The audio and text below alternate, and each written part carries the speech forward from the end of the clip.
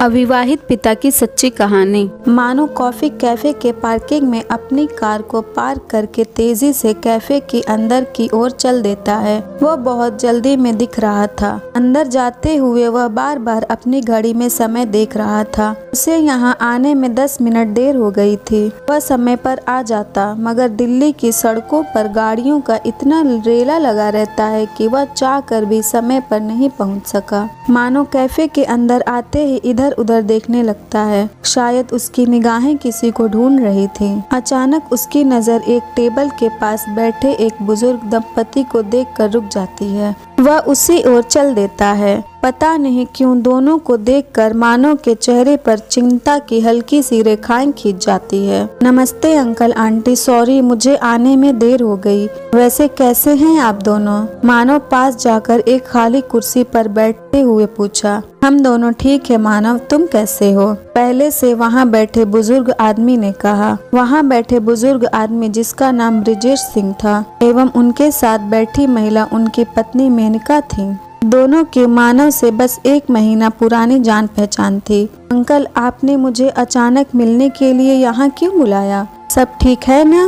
मानव पास खड़े वेटर को 3 कॉफी लाने के लिए बोल कर देता है। ब्रिजेश, रश्मि तुमसे कुछ कहना चाहती थी। उसी के कहने पर हम दोनों तुमसे मिलने के लिए यहाँ आए हैं। ब्रिजेश जी कुछ सोचते हुए बोले। रश्मि ब्रिजेश जी की बेटी थी और उसी से मानव की शादी होने वाली थी, यानी कि मानव ब्रिजेश जी के होने वाला दामाद था। बोलिए ना रश्मि, क्या कहना चाहती है? मानव तुरंत पूछ बैठा। मानव, वह चाहती है कि तुम पीहू को किसी अनाथालय में पहले छोड़ आओ, तभी वह तुमसे शादी करेगी। मेनका अपने पति के बोलने से पहले ही बोल पड़ी। पीहू 1 साल की अनाथ बच्ची थी, जिसे मानव पिछले 1 साल से पिता बनकर पाल रहा था।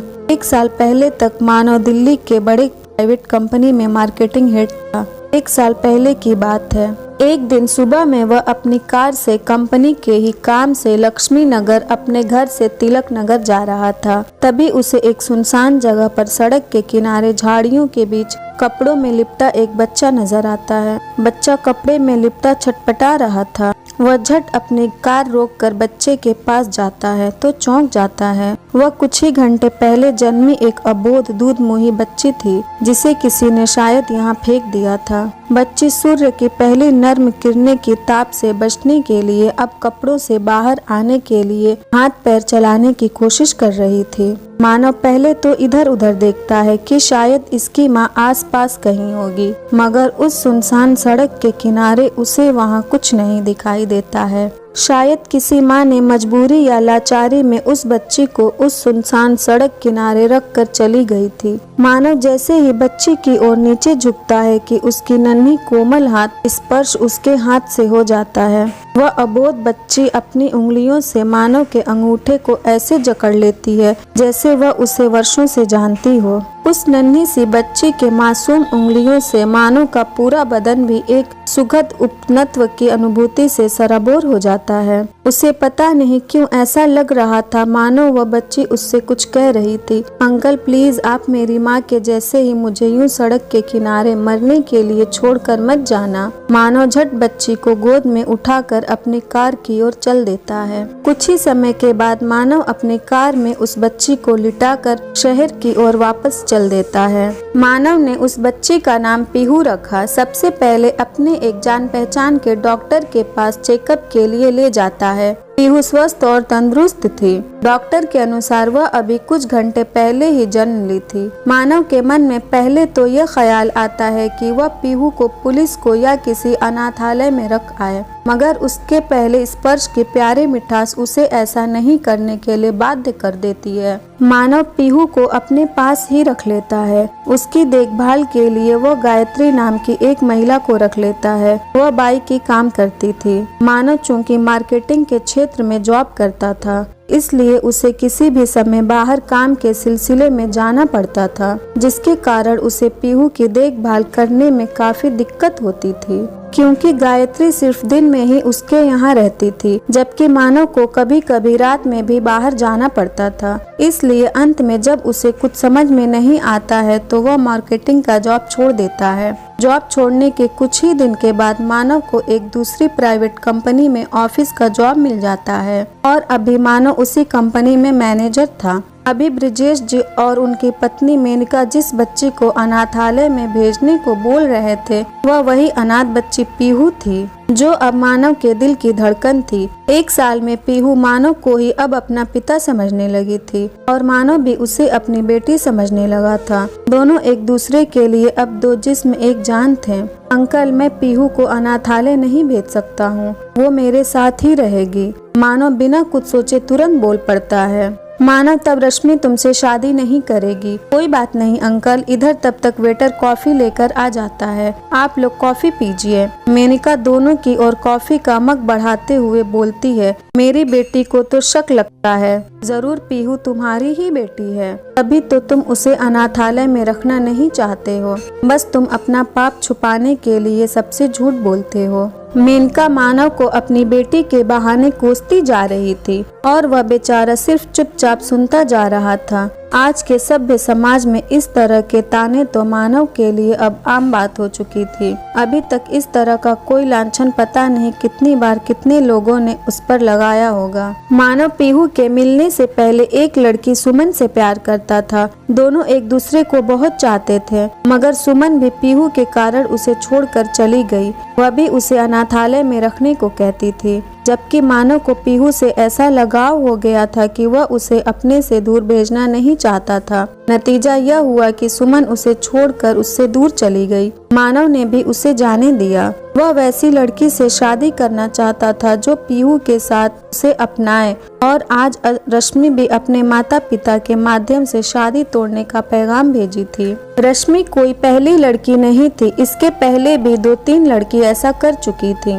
अभी तक मानव को यह समझ में नहीं आ रहा था कि आखिर किसी लड़की को पीहू को भी अपनी बेटी बनाने में दिक्कत क्यों हो रही थी। वह अपने बच्चों के साथ पीहू को भी तो अपना सकती थी, मगर शायद अब के लड़कियों की सोच बहुत आधुनिक हो गई थी। मानव इधर अभी अपने साथ बीते पलों को याद करने में ही लगा था कि उधर रश्मि के माता पिता उस पर अपने मन की भड़ास निकालकर बिना कॉफी पिए ही चले जाते हैं। मानव सोच की दुनिया से निकलकर वास्तविकता की दुनिया में आकर मुस्कुराते हुए आराम से कॉफी पीने लगता है। मानव का दिल अब अंदर से एकदम टूट चुका था। शायद उसके सोच से मिलती जुलती सोच रखने वाली लड़की आज के इस आधुनिक युग में थी ही नहीं। कॉफी पीते पीते मानव अब अपने आप को अविवाहित रखने का प्रण कर लेता है।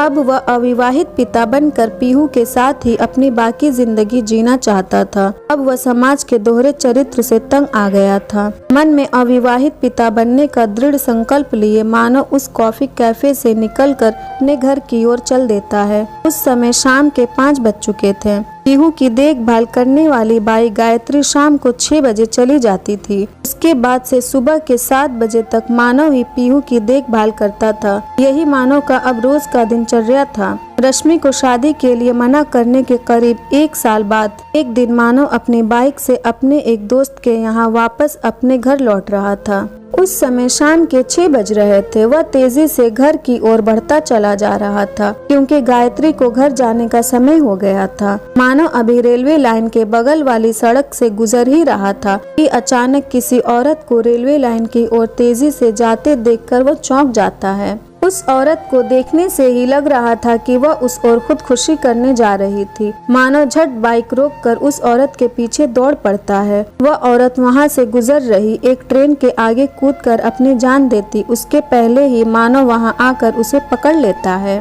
मानव जैसे ही उस औरत का चेहरा देखता है वह चौंक जाता है। वह रश्मि थी। मानव के पूछने पर जब रश्मि सारी बात बताती है तो उसे सुनकर मानव दंग रह जाता है। रश्मि की शादी हुए अभी 2 महीना हुआ था, जबकि उसके पेट में 3 माह का बच्चा था। इसलिए उसका पति उसे मारकर अपने घर से निकाल दिया था, जिसके कारण ही वह अभी गुस्से में आत्महत्या करने जा रही थी। रश्मि के पेट में पल रहा बच्चा उसके प्रेमी रमेश का था। वही उसे मां बनाकर भाग गया था। रश्मि अभी तक सभी से यह सच्चाई छिपा कर रखे हुए थी। रश्मि, आत्महत्या करना ही किसी समस्या का समाधान नहीं होता। तुम सारी सच्चाई अपने माता पिता और पति को पहले ही बता देती तो शायद आज ऐसी नौबत नहीं आती। इंसान को हमेशा सच का साथ देना चाहिए। जिंदगी में कभी भी अपने सामने वाले की बात भी सुनना चाहिए, क्योंकि यह जरूरी नहीं होता कि हम जो सामने वाले के बारे में सोचते हैं वही सच होता है। मानव का मन तो और बहुत कुछ कहने को कह रहा था, मगर वह कुछ सोचकर फिर शांत हो गया। मानव, मुझे माफ कर देना, मैं एक लड़का रमेश से प्यार करती थी, इसलिए पीहू के बहाने झूठ बोलकर तुमसे शादी नहीं की। मगर मुझे क्या पता था कि रमेश सिर्फ मेरे बदन को पाना चाहता था। जब उसका मन भर गया तो वह मुझे बीच मझधार में छोड़कर भाग गया। तभी मेरे माता पिता तुम्हारे बाद एक और दूसरे लड़के से मेरी शादी ठीक कर दिए। मैं चाहकर भी शादी के लिए मना नहीं कर सकी। मैं सभी को सच्चाई बताती तो इससे मेरी और मेरे खानदान की बहुत बदनामी होती, इसलिए मैं नसीब पर सब कुछ छोड़कर मौन रही। रश्मि मायूस सिर झुकाए बोली, अभी भी कुछ नहीं बिगड़ा है। जैसे मैं अविवाहित पिता बनकर पीहू के साथ रह रहा हूँ, तुम भी उसी तरह माँ बनकर अपने पेट में पल रहे बच्चे की देखभाल कर सकती हो। जीवन बड़ा ही अनमोल रतन है, इसे आत्महत्या करके बर्बाद नहीं करना चाहिए। मानव कहते हुए अपनी बाइक की तरफ चल देता है। पीछे से रश्मि भी सिर झुकाए चल देती है। मानव, मुझे कहना तो नहीं चाहिए, मगर क्या अपने घर में मुझे थोड़ी सी जगह दे सकते हो? रश्मि पीछे पीछे आती हुई पूछ बैठती है। रह सकती हो, वैसे भी अब मेरा क्या है, मैंने तो अपनी पूरी जिंदगी अपनी पीहू के नाम कर दी है। मानव चलते चलते बिना पीछे मुड़े ही बोलता है। रश्मि मानव के मुंह से अपने घर में रहने देने के लिए हाँ सुनकर मन ही मन खुश हो जाती है। अगर ये स्टोरी आपको अच्छी लगी हो तो हमारे वीडियो को लाइक करें और नए हैं तो हमारे चैनल को भी सब्सक्राइब करें।